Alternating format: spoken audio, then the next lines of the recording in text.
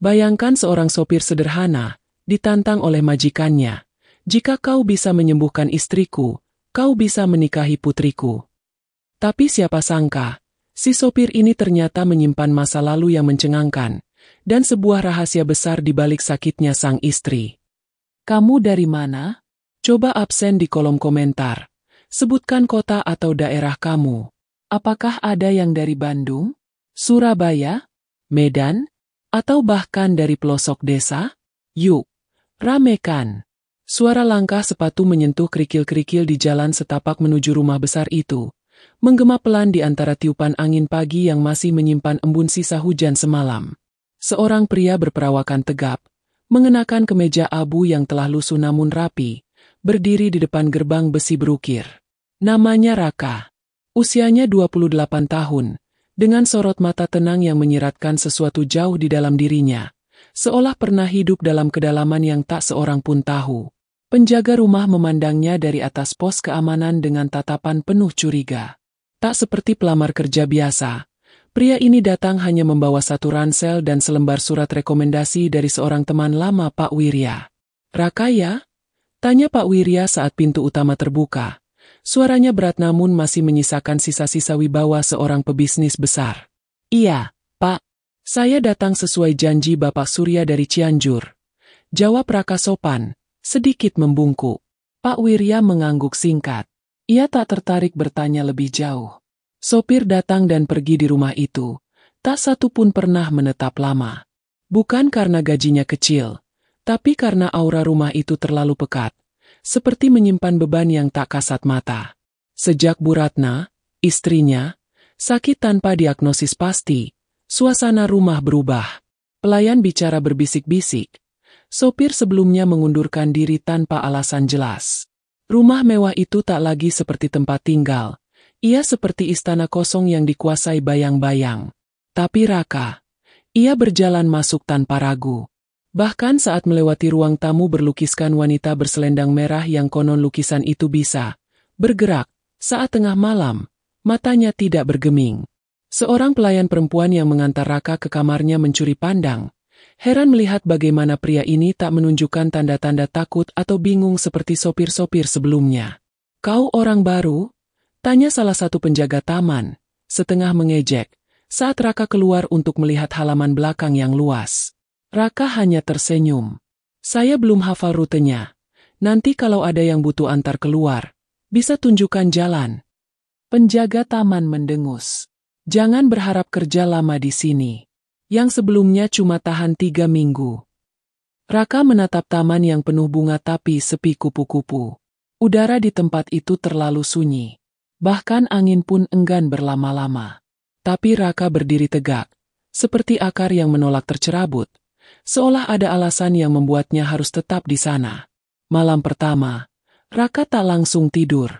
Ia duduk di ranjang kayu jati sederhana dalam kamar kecil dekat garasi. Ia membuka ranselnya dan mengeluarkan sesuatu. Sebuah kotak kayu tua berukir, yang diletakkannya hati-hati di atas meja. Tapi ia tak membukanya malam itu. Matanya hanya menatap kotak itu lama. Seakan di dalamnya ada cerita yang terlalu berat untuk dibuka sembarangan.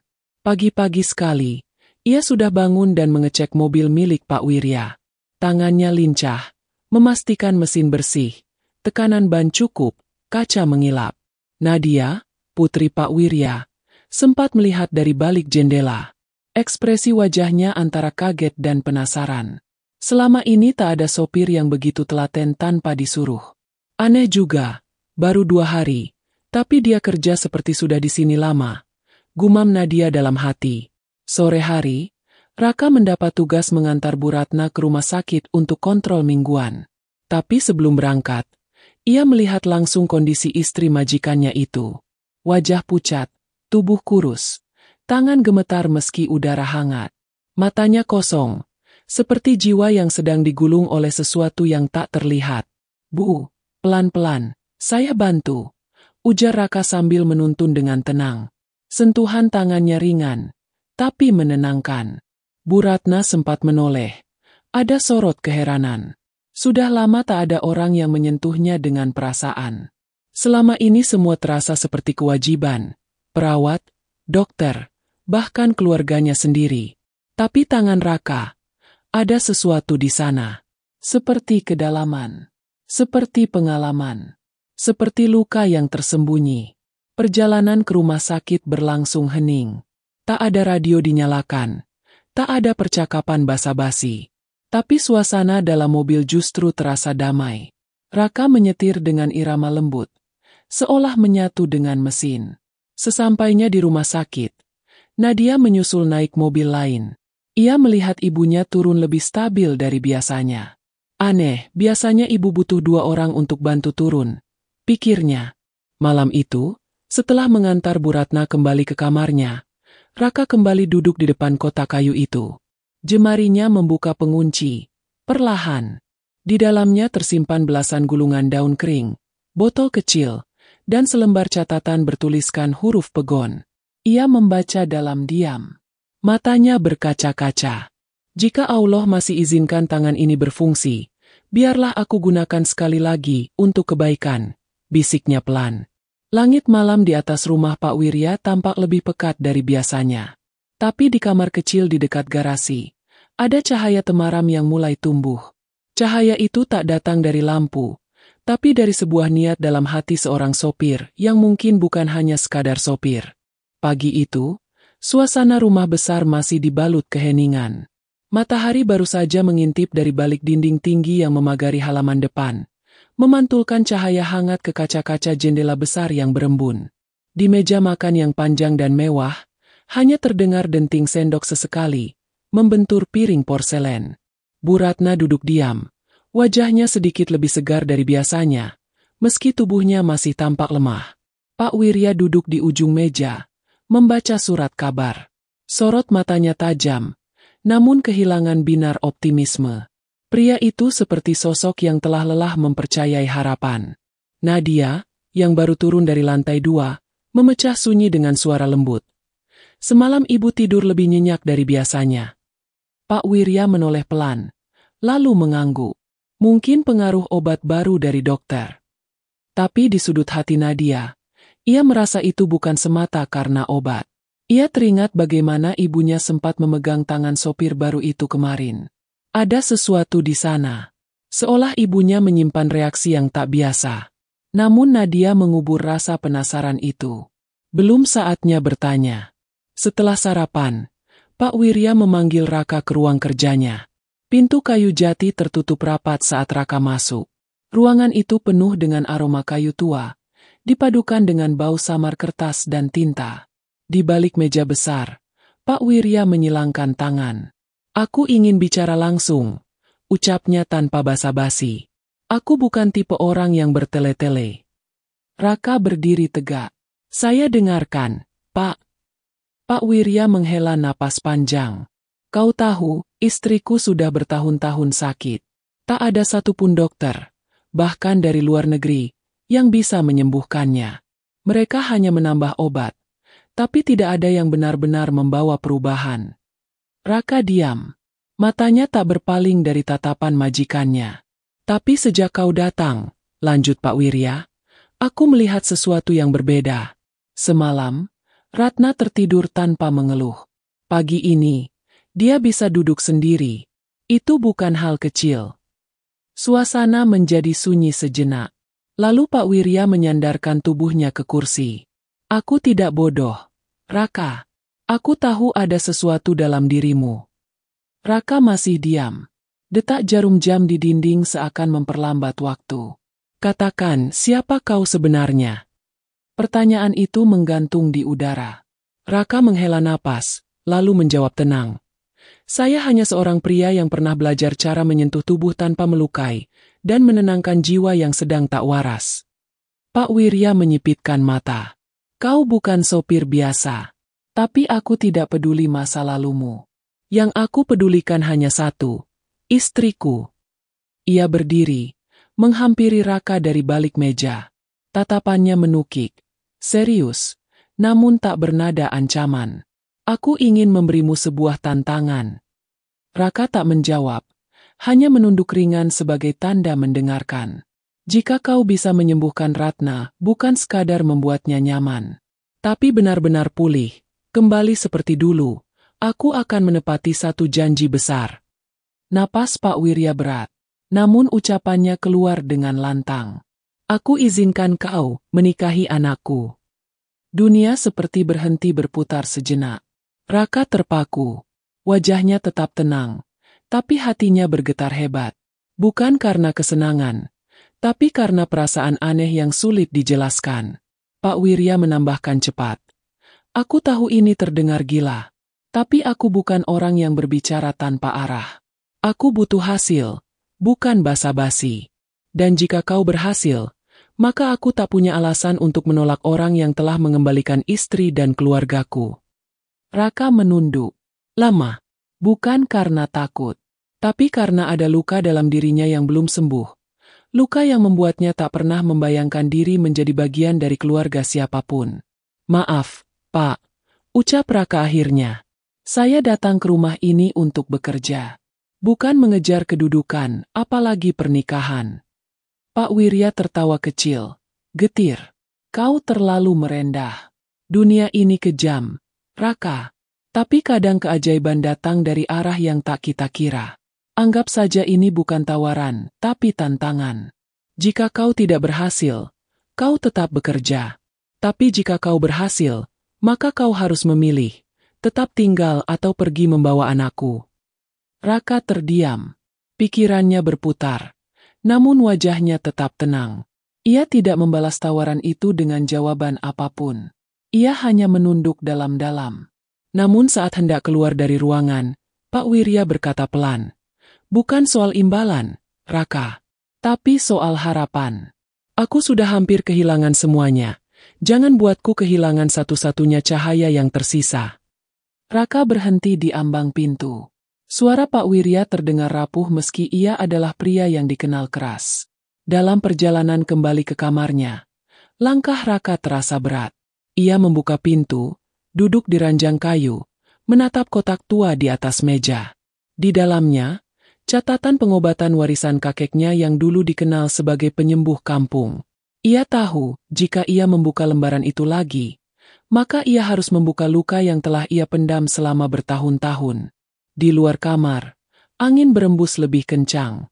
Daun-daun jatuh berserakan di halaman, seperti tanda bahwa sesuatu yang lama telah terbangun kembali. Raka memejamkan mata, mengatur napas, dan dalam hati berkata, jika memang ini takdir yang ditulis Allah untukku, maka biarlah aku jalani. Langit sore menjingga ketika suara burung murai terdengar samar dari balik pepohonan yang mengelilingi rumah besar itu. Angin menghembuskan aroma tanah basah, pertanda hujan akan segera turun. Di dalam kamar kecil dekat garasi, Raka duduk bersila di lantai. Kotak kayu itu terbuka di hadapannya. Jemarinya menyentuh perlahan satu persatu gulungan daun yang mengering, seolah benda-benda itu bukan sekadar warisan, melainkan bagian dari jiwanya yang lama terkubur. Selembar catatan tipis dengan tinta hampir pudar ia angkat perlahan. Huruf pegon tertulis rapi, menggambarkan jenis-jenis tanaman, sifatnya, waktu panen terbaik, hingga cara meramu tanpa melukai unsur alam. Catatan itu ditulis oleh tangan seseorang yang ia hormati lebih dari siapapun, kakeknya. Raka menatap tulisan itu dalam hening, lalu menutup matanya. Bayangan masa lalu menghampiri seperti kabut yang menari-nari di tepian pikiran.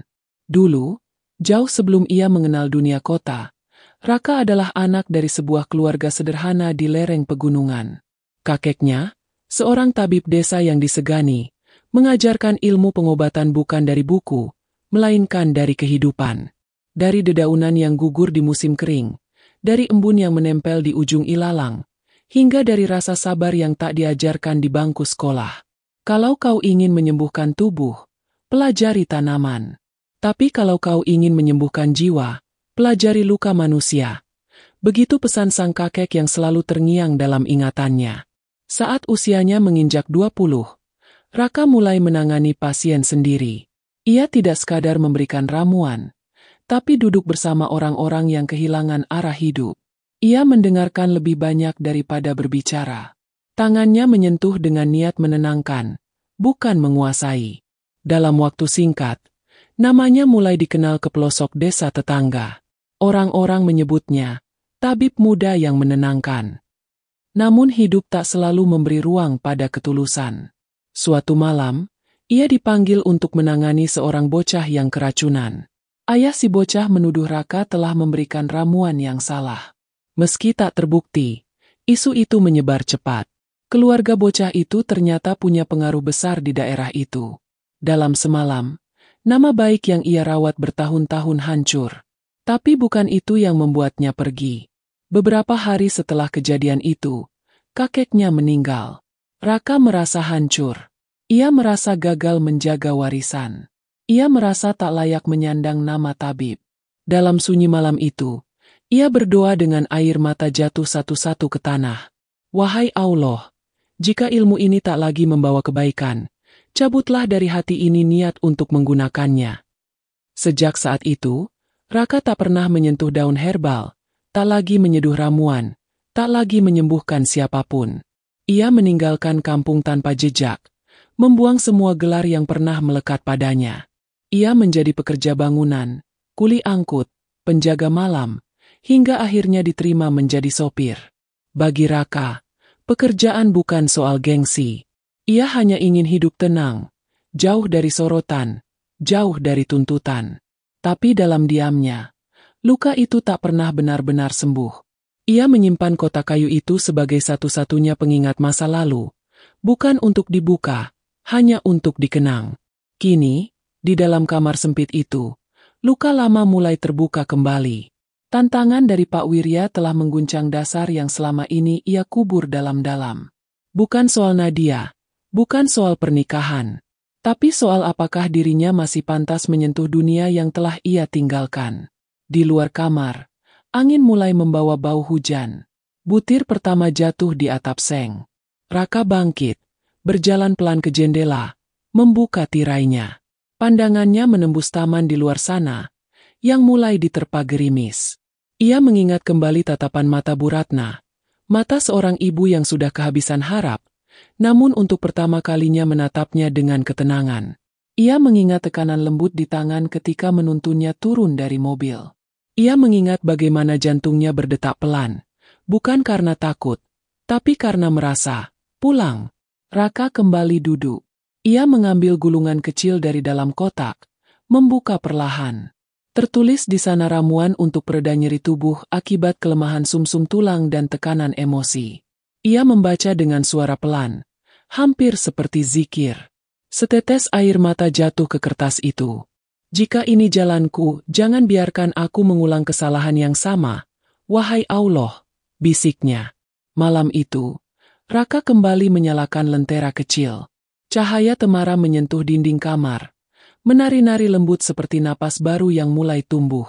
Dan untuk pertama kalinya dalam bertahun-tahun, ia kembali menyentuh daun kering itu, bukan untuk dikenang tapi untuk digunakan. Pagi di rumah besar itu biasanya disambut sunyi. Para pelayan bergerak dengan tubuh yang seperti tak bernyawa, bekerja bukan karena gairah, tapi karena kewajiban. Sejak sakitnya Bu Ratna, tawa sudah lama menghilang dari lorong-lorong rumah itu. Bahkan Nadia, yang dulu dikenal ceria, kini lebih sering murung. Tapi pagi ini, ada sesuatu yang berbeda. Sesuatu yang halus, namun nyata. Bu Ratna bangun lebih awal dari biasanya. Ia duduk di tempat tidurnya tanpa bantuan, menyentuh bantal yang lembab oleh keringat. Dan untuk pertama kalinya dalam waktu yang lama, ia merasa ringan. Kepalanya tak lagi berdenyut seperti biasanya. Pandangannya lebih jernih. Nafasnya tak seberat kemarin. Pelayan yang masuk ke kamarnya hampir menjatuhkan nampan saat melihat sang nyonya telah duduk sendiri. Bu, ibu sudah bangun. Bu Ratna menoleh pelan, tersenyum samar. Pagi ini, rasanya tidak sesakit biasanya. Kalimat itu menggema ke seluruh rumah. Dari dapur ke taman, dari ruang makan ke garasi. Para pekerja saling berbisik, bertanya-tanya. Ada apa dengan Bu Ratna? Apa dokter mengubah obatnya? Atau, ada yang membantu diam-diam? Namun hanya satu orang yang tahu jawabannya. Raka. Semalam, saat semua penghuni rumah terlelap, ia menyelinap ke dapur belakang. Ia merebus ramuan dari daun-daun kering yang dulu hanya ia sentuh dengan ketakutan. Jemarinya tak gemetar seperti dulu. Ada keyakinan, bukan dari kesombongan, tapi dari bisikan lembut dalam hati, bahwa mungkin ini saatnya kembali. Ia tuangkan rebusan itu ke dalam botol kecil, menyimpannya di saku. Saat pagi menjelang, ia menghampiri Bu Ratna yang masih tertidur, dan dengan perlahan, ia oleskan ramuan itu ke pelipis dan pergelangan tangan sang nyonya, sambil membacakan doa yang dulu diajarkan kakeknya. Tidak ada mantra, tidak ada bisikan magis, hanya lantunan lirih yang keluar dari ketulusan hati. Ya Allah, aku bukan siapa-siapa, tapi jika Engkau izinkan tangan ini menjadi perantara, maka sembuhkanlah ia tanpa mengurangi sedikit pun ridho Mu. Kini, hasilnya mulai terlihat, namun Raka tetap diam. Ia tak menyebutkan apapun. Ia tak ingin pujian. Ia tak mencari pengakuan.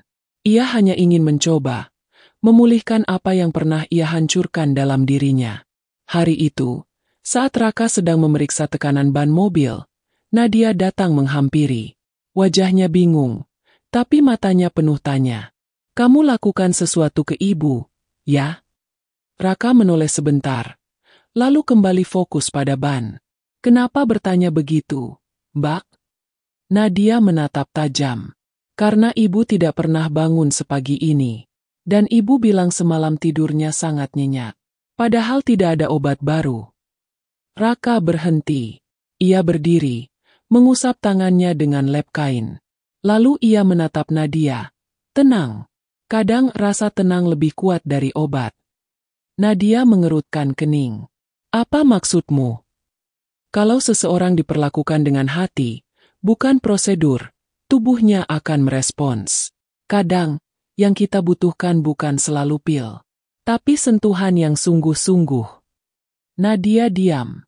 Ucapan itu tak seperti berasal dari mulut sopir biasa. Ada kedalaman di sana. Ada sesuatu yang tak bisa dijelaskan. Ia ingin bertanya lebih lanjut, tapi urung. Entah kenapa, setiap kali menatap mata Raka, ia merasa seperti berada di depan cermin besar yang memantulkan isi hatinya sendiri. Sore harinya, Bu Ratna minta dibawa duduk di taman. Permintaan yang membuat semua orang tercengang. Raka yang menuntunnya, berjalan pelan, tanpa terburu-buru. Ia tidak berbicara banyak, hanya menjaga langkah, memastikan sang nyonya tidak kehilangan keseimbangan. Bu Ratna menghirup aroma bunga melati yang mekar. Matanya berkaca-kaca. Sudah lama aku lupa seperti apa rasanya duduk di taman. Dulu tempat ini selalu aku rawat sendiri. Tapi sejak tubuhku melemah, aku merasa taman ini ikut layu. Raka duduk di bangku seberang. Ia tak menjawab, hanya memandangi bunga yang bergerak pelan tertiup angin. Diamnya bukan karena tak peduli, tapi karena ia tahu, kadang keheningan jauh lebih menyembuhkan daripada kata-kata. Nak Raka, ujar Bu Ratna pelan. Aku tidak tahu siapa kamu sebenarnya, tapi tubuhku seperti mengenali tanganmu. Kata-kata itu membuat Raka menunduk. Perasaannya berkecamuk. Ia tak ingin ketahuan, tapi ia juga tak sanggup terus bersembunyi. Saya hanya seseorang yang pernah mencoba menolong orang, lalu gagal. Tapi sekarang kau menolongku, dan aku merasa lebih baik. Raka menggenggam tangannya sendiri di pangkuan. Erat. Ia menatap tanah, lalu berbisik lebih kepada dirinya sendiri daripada kepada Bu Ratna. Saya takut, kalau harapan ini malah melukai lagi. Hening. Angin berhenti sesaat, tapi kemudian Bu Ratna mengangkat wajahnya ke langit. Jangan takut memberi harapan, Nak. Justru karena harapan itulah aku masih hidup sampai hari ini. Mungkin Allah kirim kamu ke rumah ini, bukan hanya untuk menyetir. Raka terdiam. Dalam diam itu, hatinya seperti retak. Bukan karena sedih, tapi karena sesuatu yang telah lama beku kini mulai mencair. Malam tiba, dan rumah itu tidak lagi terasa dingin seperti biasanya. Lampu-lampu menyala lebih hangat. Pelayan-pelayan tersenyum saat berjalan. Bahkan dapur mulai kembali dipenuhi aroma masakan yang menggugah selera. Raka kembali ke kamarnya. Ia menutup kotak kayunya dengan tenang. Tidak ada air mata malam ini. Tidak ada keraguan. Hanya satu keyakinan kecil yang tumbuh perlahan dalam hatinya. Jika perubahan bisa dimulai dari satu langkah kecil, maka biarlah langkah itu dimulai darinya. Malam merambat perlahan ke halaman rumah besar itu, menyelimuti taman dengan cahaya remang bulan. Angin bertiup lembut, menyusup ke sela-sela pohon Kamboja yang menjulang diam. Dari jendela kamar lantai 2, Nadia berdiri termenung. Pandangannya jatuh pada taman belakang, tepat ke bangku panjang tempat ibunya duduk sore tadi, bersama Raka. Wajah Raka kembali terlintas. Bukan karena pesonanya, tapi karena ada sesuatu dalam dirinya yang tidak bisa ia mengerti. Cara pria itu menatap orang lain, cara ia berbicara, selalu tenang, tak tergesa, tapi mengandung sesuatu yang dalam. Seolah Raka menyimpan dunia yang tak ingin ia tunjukkan. Nadia menyandarkan kepala ke dinding jendela, menggigit bibir pelan. Ada perasaan mengganggu yang tumbuh sejak hari itu, sejak ibunya memuji Raka di meja makan, mengatakan bahwa ada ketenangan aneh yang datang bersamaan dengan keberadaan pria itu. Ada yang janggal. Gumam Nadia lirih. Keesokan paginya, ia menunggu Raka di garasi, berpura-pura ingin ke butik langganannya. Saat Raka keluar dari kamar kecilnya, rapi dengan seragam sopir seperti biasa, Nadia langsung membuka percakapan. Aku minta antar ke butik, ya. Raka mengangguk sopan. Siap, Mbak.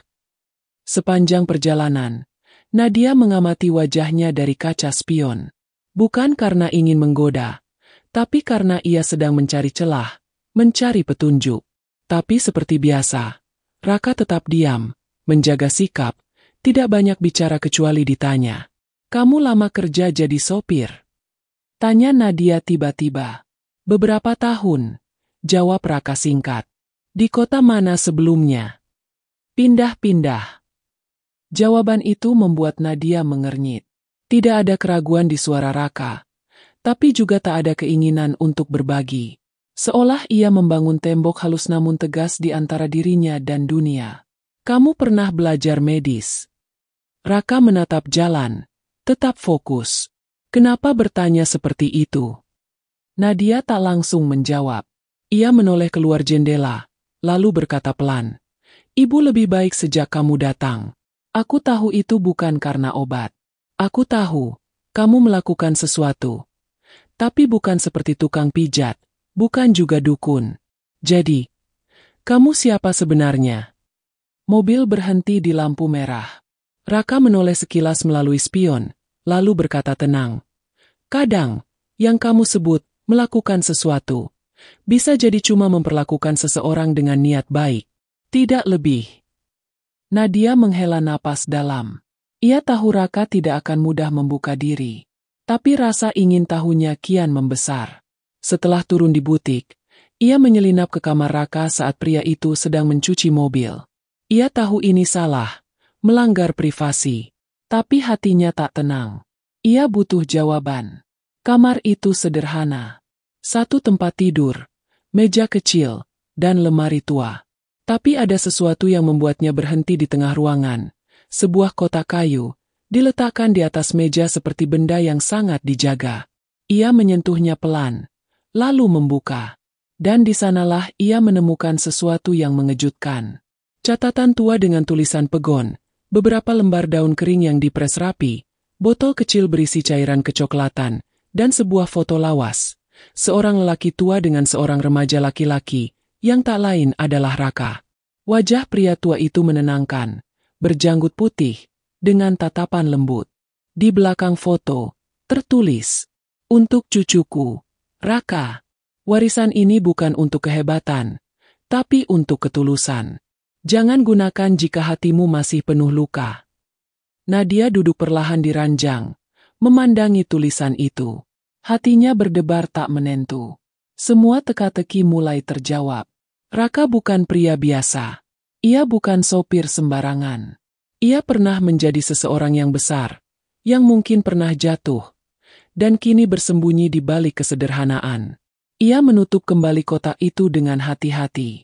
Tapi sebelum ia sempat keluar, suara langkah kaki terdengar mendekat.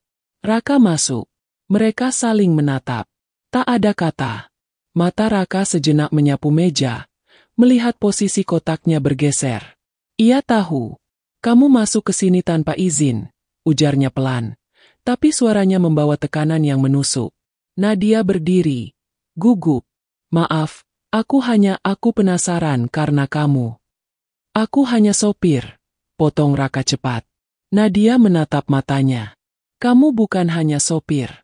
Kamu pernah menjadi seseorang yang menyembuhkan, dan kamu sedang menyembuhkan ibuku. Raka menghela napas. Lama. Hatinya terasa seperti diremas. Luka-luka yang dulu ia kubur dalam-dalam kini dipaksa muncul kembali.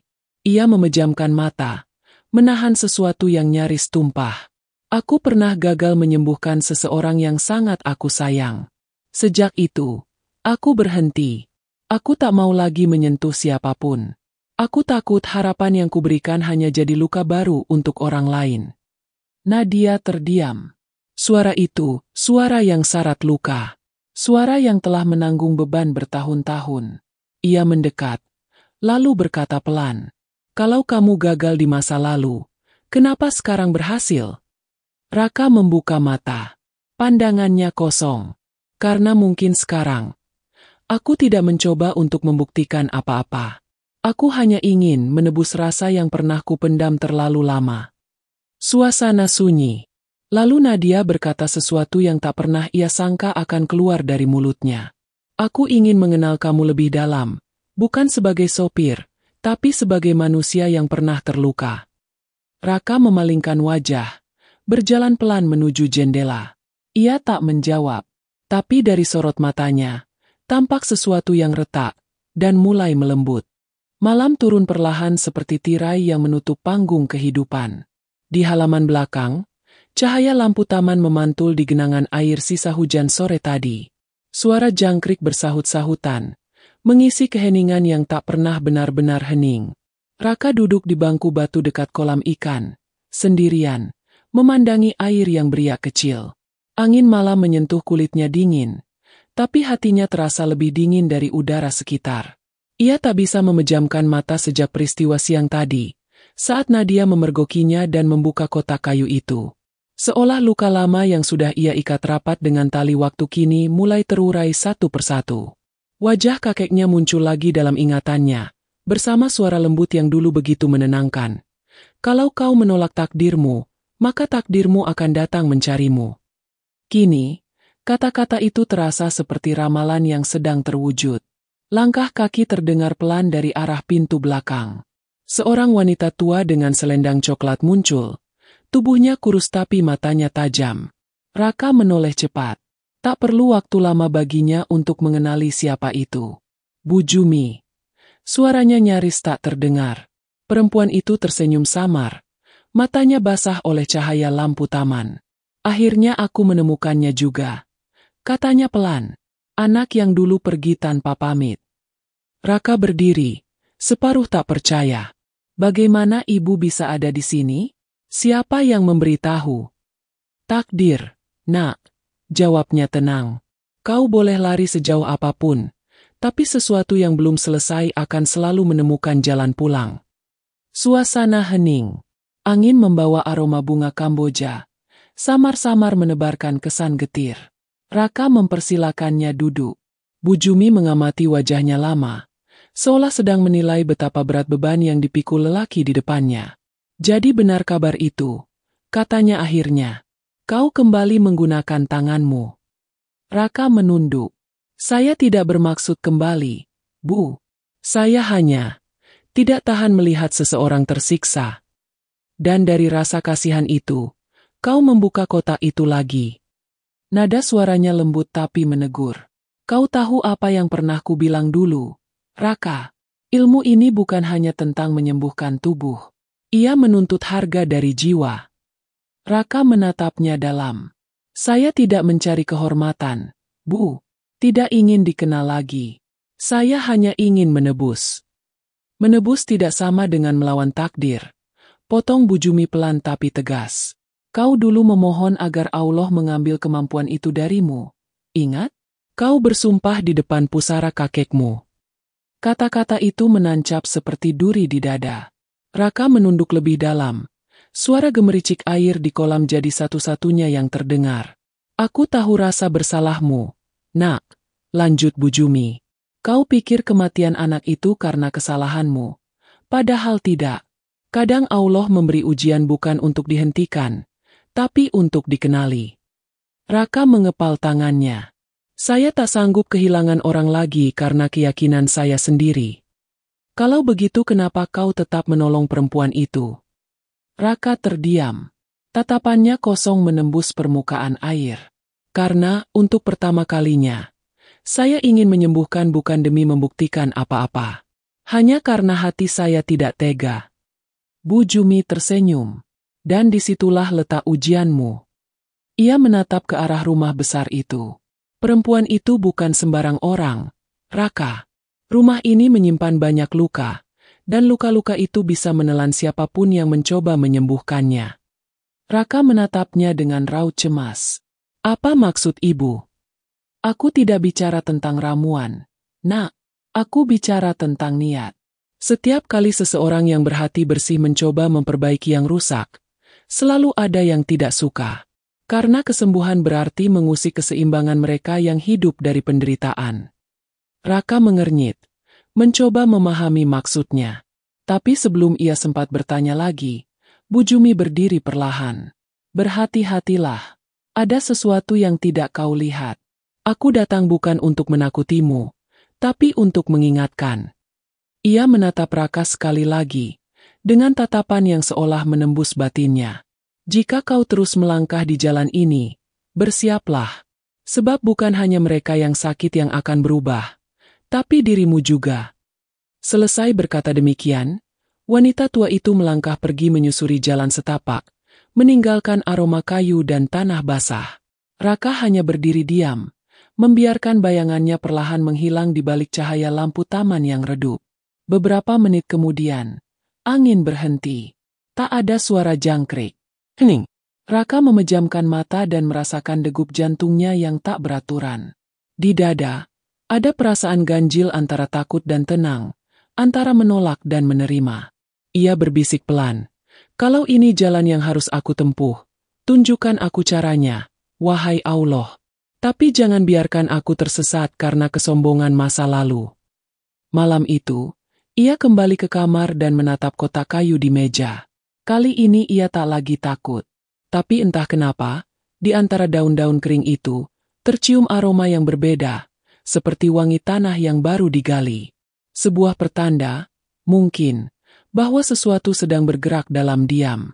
Dan di luar sana, di jendela lantai 2, Nadia memperhatikan dari balik tirai. Ia tak mendengar percakapan apapun, tapi melihat sosok wanita tua meninggalkan taman. Tatapan matanya gelisah. Ia belum tahu siapa wanita itu. Tapi malam itu, untuk pertama kalinya, ia merasa rumah ini bukan sekadar rumah besar, melainkan panggung bagi rahasia yang baru mulai terbuka. Malam telah lewat, tapi hati Raka belum juga tenang. Di balik pintu kamarnya yang tertutup rapat, ia menatap kertas tua bertuliskan catatan medis buatan tangan sendiri, lengkap dengan gejala-gejala yang ia catat secara diam-diam sejak pertama kali ia melihat kondisi Bu Ratna. Ada yang tidak masuk akal. Bu Ratna bukan hanya lemah karena usia atau penyakit turunan. Gejalanya terlalu aneh, terlalu tidak beraturan, kadang seperti anemia parah, kadang seperti kelainan sistem saraf. Namun yang paling mencolok adalah fluktuasi kondisinya. Membaik drastis dalam beberapa jam setelah diberikan ramuan sederhana, lalu kembali menurun keesokan harinya. Itu bukan ciri penyakit alami. Itu tanda dari sesuatu yang dimasukkan ke dalam tubuh secara perlahan. Raka menatap botol kecil berisi sisa ramuan semalam. Ia mendekatkannya ke hidung, mengendus. Masih segar. Belum tercampur zat asing. Tapi mengapa efeknya tidak bertahan lama? Ia mengingat pesan Bujumi malam itu. Luka-luka itu bisa menelan siapapun yang mencoba menyembuhkannya. Kalimat itu kini terasa seperti peringatan yang sangat nyata.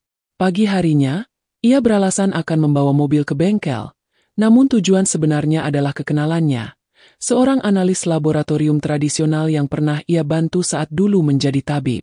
Di ruang kecil dan penuh aroma kimia herbal itu, Raka menyerahkan sisa ramuan yang sebelumnya ia berikan ke Bu Ratna, dan sehelai sapu tangan bekas yang sempat menyentuh keringat sang nyonya malam sebelumnya. Periksa ini. Cari apakah ada zat luar biasa yang tidak biasa dalam tubuhnya, kata Raka serius. Temannya mengangguk. Tanpa tanya. Mereka sudah lama tak bertemu. Tapi tatapan Raka tidak bisa ditolak. Itu bukan permintaan biasa. Itu permintaan seorang pria yang sedang bertaruh dengan perasaan bersalah dan rasa ingin tahu yang menyakitkan. Beberapa jam kemudian, hasilnya datang. Raka. Suara temannya berat. Sapu tangan ini menunjukkan jejak zat organik buatan. Sejenis racun ringan. Bukan yang mematikan dalam waktu cepat, tapi bekerja perlahan, merusak saraf halus dan memperlemah organ dalam. Raka menghela napas panjang. Jantungnya berdetak lebih cepat. Dan ini bukan makanan tercemar. Bukan air kotor. Ini zat campuran. Ada jejak tumbuhan yang biasanya digunakan untuk penenang dicampur dengan racikan sintetis. Raka memejamkan mata. Wajahnya mengeras. Berarti, seseorang sengaja memberikannya ke tubuh Bu Ratna. Perlahan. Bertahap. Supaya tampak seperti penyakit biasa. Ya. Dan dia tahu apa yang dia lakukan. Ini bukan kerja amatiran. Sepanjang perjalanan kembali ke rumah besar, dunia di mata Raka berubah. Ia tak hanya mengemudi. Ia sedang menyusun ulang semua kejadian. Senyum-senyum tipis para pelayan, perhatian palsu dari orang-orang sekitar Bu Ratna, hingga komentar-komentar kecil dari Pak Wirya tentang betapa istrinya tampak sakit karena beban hidup. Semua jadi potongan puzzle. Sesampainya di rumah, Raka tak langsung masuk. Ia berdiri di balik taman, mengamati jendela-jendela, memperhatikan siapa saja yang keluar masuk kamar Bu Ratna. Ia mencatat, diam-diam. Malam itu, ia sengaja tidur lebih larut. Ia menunggu semua lampu mati. Lalu perlahan-lahan, ia menyelinap menuju dapur belakang, tempat termos air panas biasanya disiapkan untuk Bu Ratna setiap pagi. Ia membuka tutup termos itu, mengendus isinya. Tak ada aroma aneh. Tapi ia tidak puas. Ia celupkan sehelai kapas, lalu masukkan ke dalam kantong plastik kecil. Besok, itu akan jadi bukti kedua. Paginya, tubuh Bu Ratna melemah lagi. Padahal 2 hari lalu ia bisa berjalan ke taman. Kini, bahkan untuk mengangkat sendok pun sulit. Pak Wirya terlihat gusar. Memanggil dokter pribadi. Tapi Raka tak ikut panik. Ia duduk di pojok ruangan, diam. Dan saat semua keluar, ia berdiri, mendekati Bu Ratna, lalu berbisik. Bu, saya tahu ada yang sengaja membuat ibu sakit. Tapi saya mohon, jangan katakan ini ke siapapun dulu. Saya akan cari tahu siapa pelakunya. Air mata Bu Ratna mengalir perlahan. Ia mengangguk lemah. Seolah selama ini ia sendiri sudah merasa bahwa ada sesuatu yang tak wajar. Beberapa jam kemudian, Raka kembali ke laboratorium dan menyerahkan sampel kapas dari termos. Hasilnya menguatkan. Zat yang sama. Racun ringan. Konsentrasi kecil. Dan itu hanya bisa berarti satu hal. Seseorang di dalam rumah ini sedang meracuninya. Bukan untuk membunuh langsung, tapi untuk membuatnya perlahan-lahan seperti mati sebelum waktunya. Raka berjalan pulang seperti membawa bara. Tapi ia tak meledak. Ia tahu, ini bukan saatnya emosional. Ini medan yang menuntut akal lebih tajam dari emosi. Tapi hatinya berkecamuk. Siapa? Dan untuk apa? Kamar kecilnya terasa lebih sempit malam itu. Kotak kayu di meja kini tampak seperti sisa masa lalu yang ingin bicara. Ia duduk, membuka catatan tua milik kakeknya, membaca lagi bagian tentang penyakit yang dibuat manusia, tentang kejahatan yang menggunakan kelemahan tubuh sebagai alat. Ia menangis pelan, bukan karena takut, tapi karena marah. Bukan hanya karena seseorang menyakiti Bu Ratna, tapi karena ia pernah berjanji tak akan pernah menggunakan ilmunya untuk menyelidiki, untuk membongkar kejahatan. Dan kini ia dihadapkan pada dilema besar. Tetap setia pada janjinya, atau menyelamatkan seseorang yang tak bisa melindungi dirinya sendiri. Malam itu, ia menulis di selembar kertas. Jika niatku salah, ampuni aku ya Allah. Tapi jika ini jalan MU, Kuatkan aku untuk mengungkap yang tersembunyi, walau harus kehilangan segalanya. Udara pagi itu terasa berat, seperti menyimpan sesuatu yang belum selesai. Rumah besar yang biasanya berdiri megah kini terasa lebih seperti panggung sunyi. Aroma melati dari taman tak mampu menutupi ketegangan yang merayap di dalam dinding-dinding rumah itu. Bu Ratna duduk di kursi rotan di balkon lantai 2. Di tangannya, secangkir teh herbal buatan Raka mengepul pelan. Wajahnya masih pucat, tapi kali ini, ada ketenangan yang berbeda. Ia tahu sesuatu sedang berjalan ke arah yang tak pernah ia duga. Raka berdiri tak jauh darinya, tangan menyilang di depan dada, mata memperhatikan daun-daun jatuh tertiup angin. Dalam hatinya, badai masih berkecamuk. Ia tahu, waktunya telah mendesak. Rahasia yang ia pendam tak bisa lagi disimpan. Dan lebih dari itu, ia tak bisa menunggu pelaku terus melukai Bu Ratna secara perlahan. Sore harinya, saat semua penghuni rumah berkumpul untuk makan malam, suasana berubah. Tak seperti biasanya, Pak Wirya meminta semua pelayan ikut duduk di ruang makan. Meja panjang diisi oleh wajah-wajah yang memendam pertanyaan.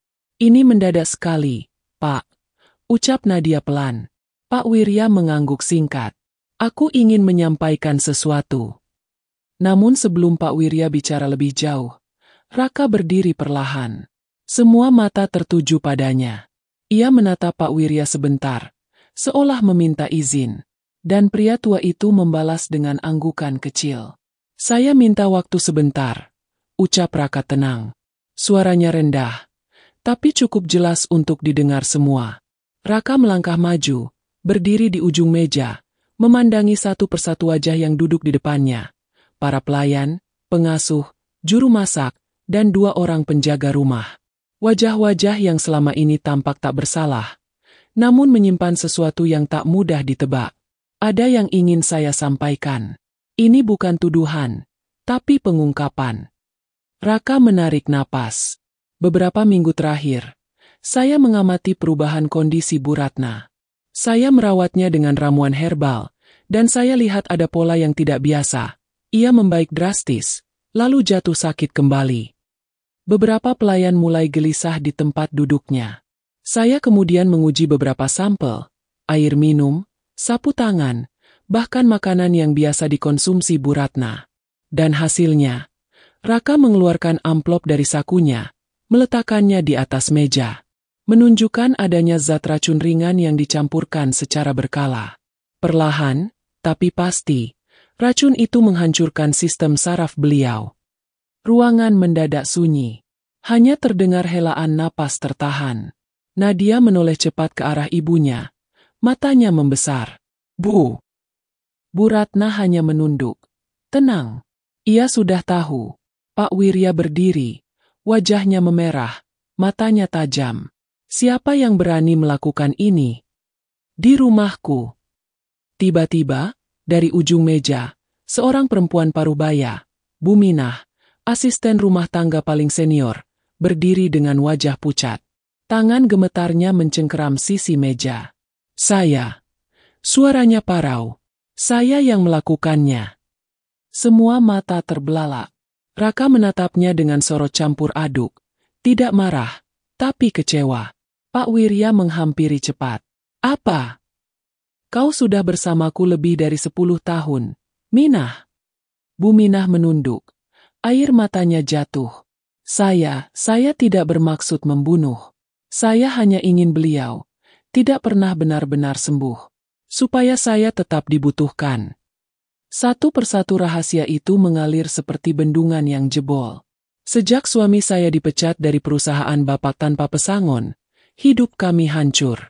Bapak terus hidup mewah, sementara saya harus mengurus rumah ini dengan senyum palsu.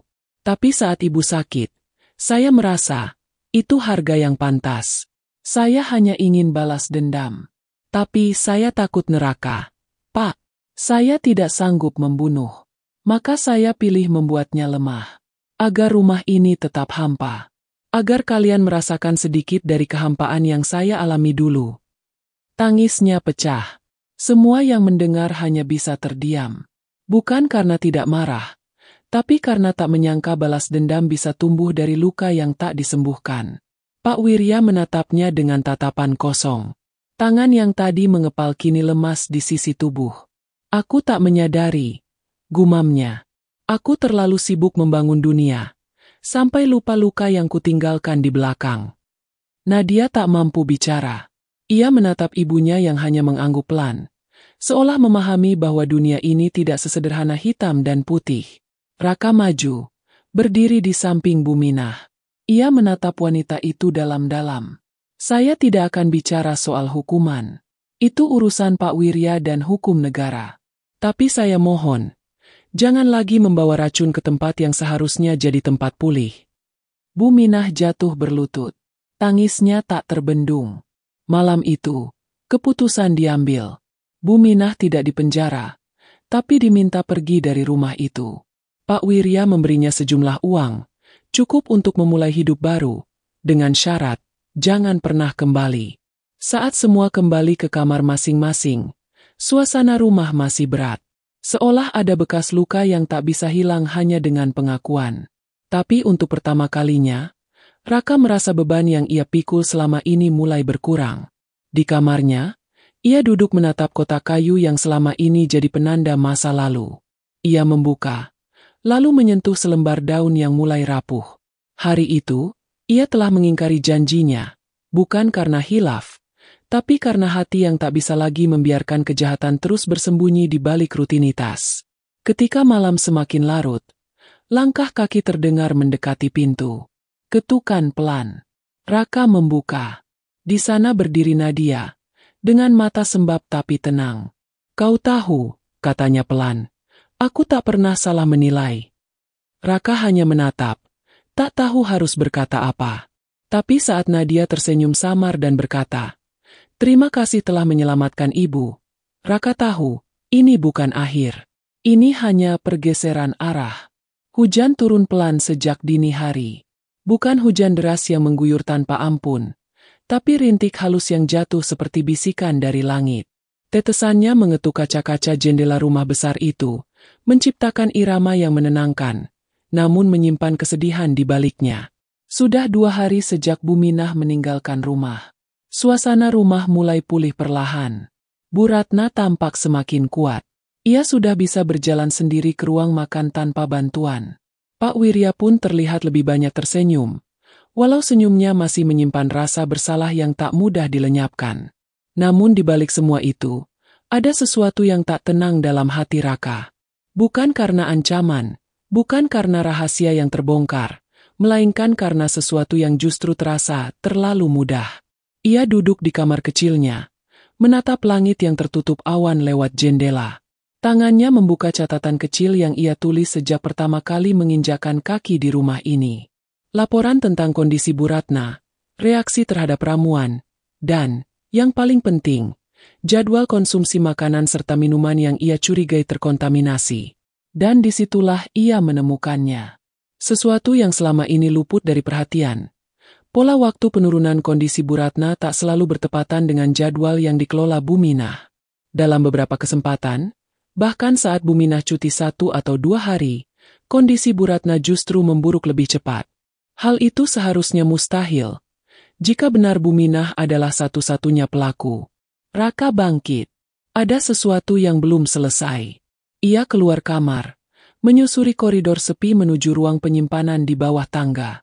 Di sana, tempat semua perlengkapan disimpan, ia mulai membuka satu persatu laci, mencari sesuatu yang bisa menjawab pertanyaan yang selama ini mengganggunya.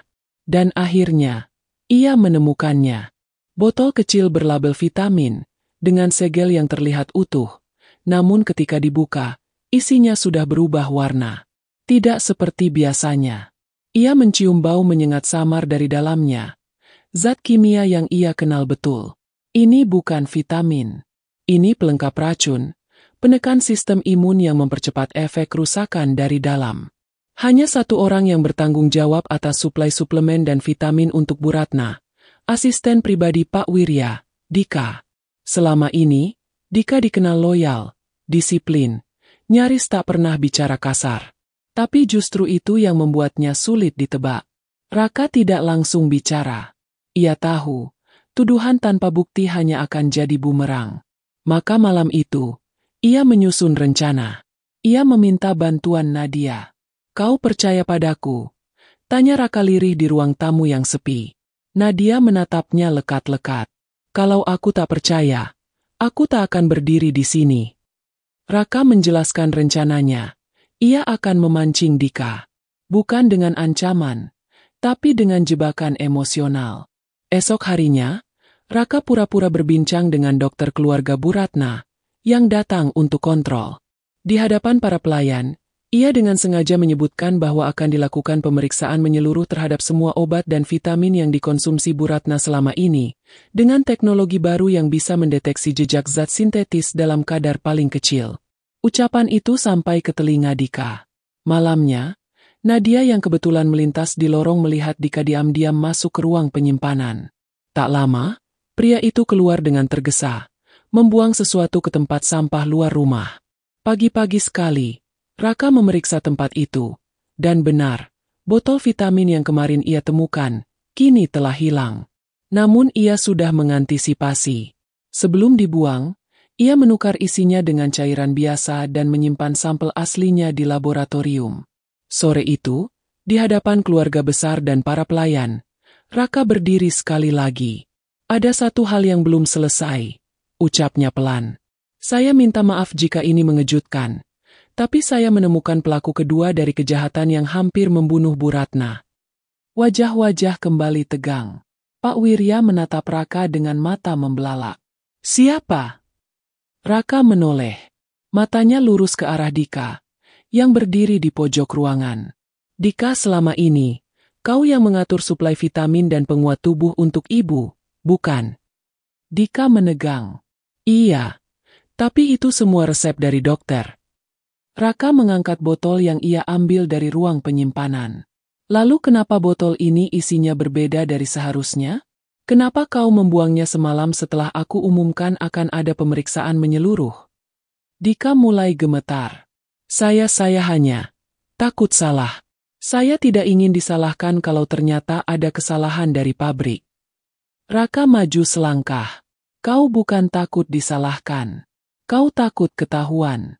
Karena kau yang mencampurkan zat sintetis ke dalam vitamin itu.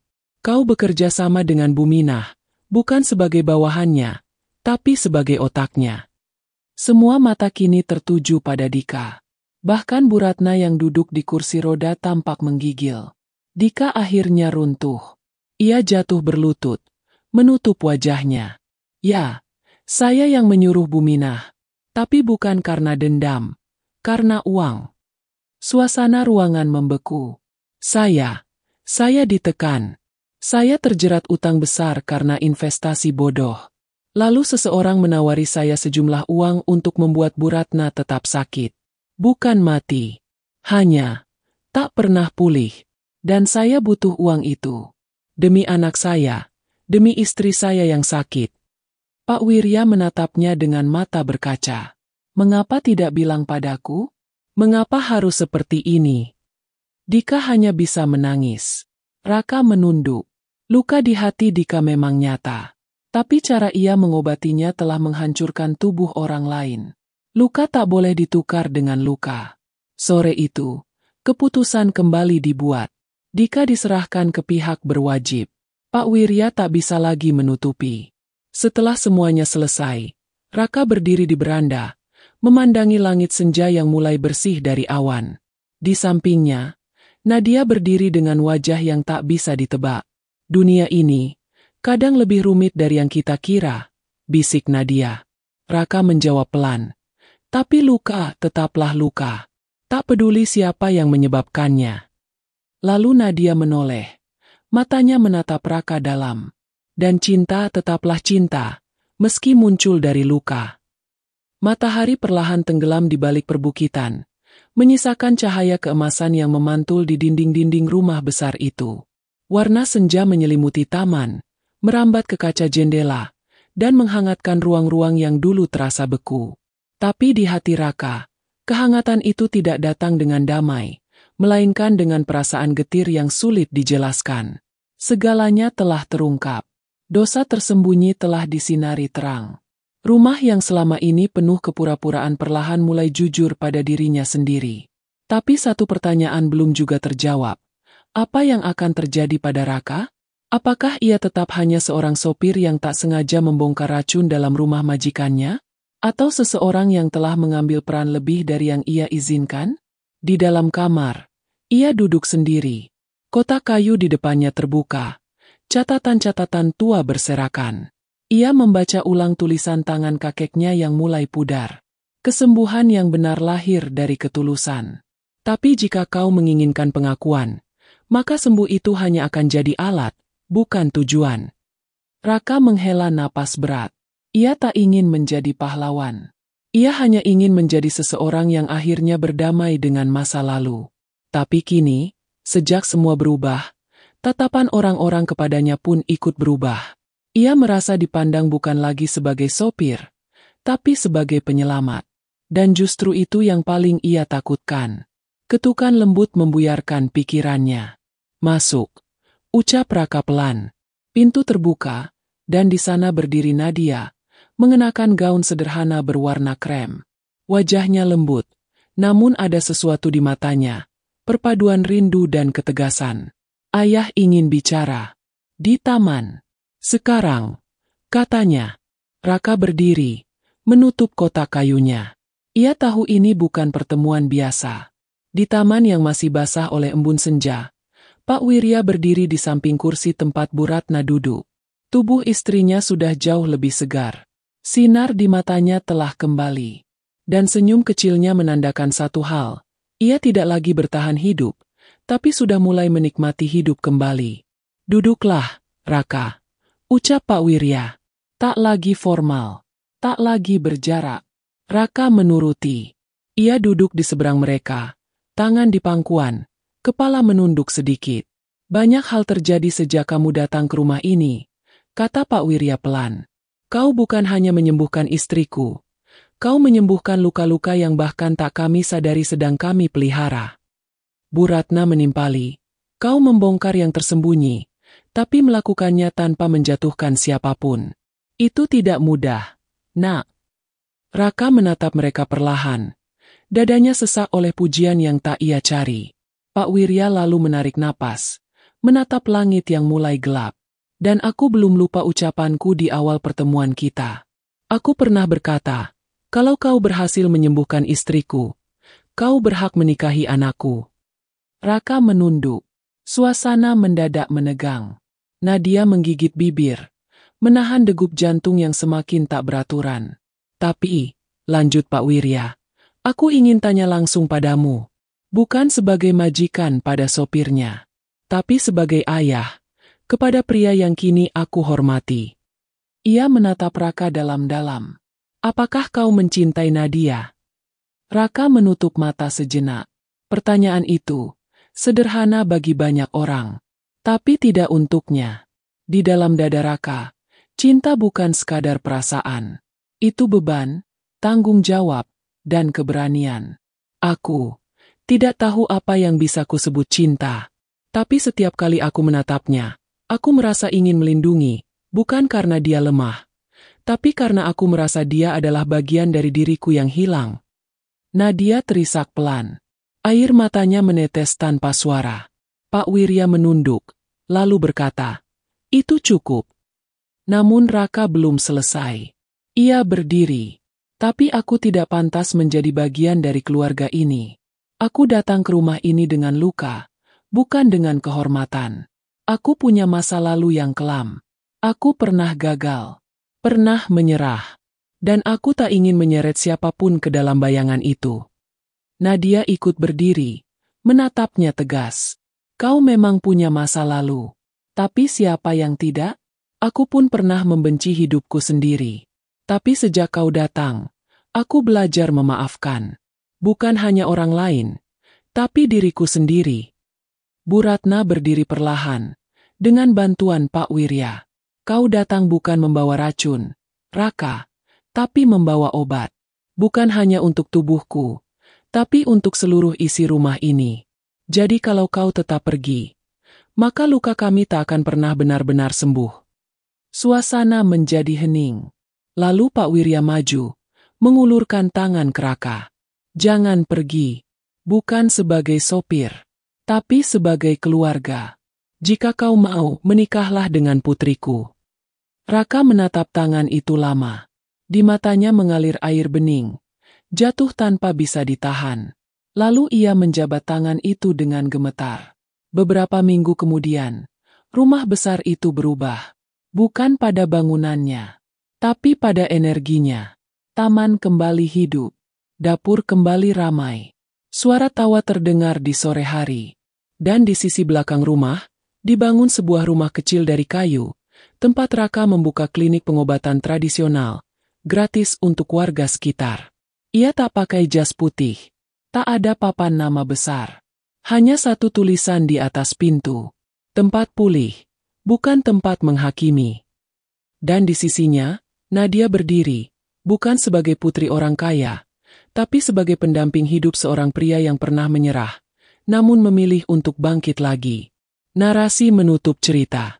Dalam hidup, terkadang kita tidak diminta menjadi pahlawan.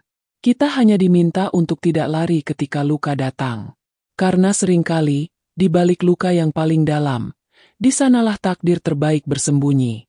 Dan ketika Allah mengizinkan seseorang jatuh, itu bukan untuk menghinakan, tapi untuk menyadarkan bahwa tangannya selalu terbuka, selama kita berani mengulurkan tangan untuk kembali.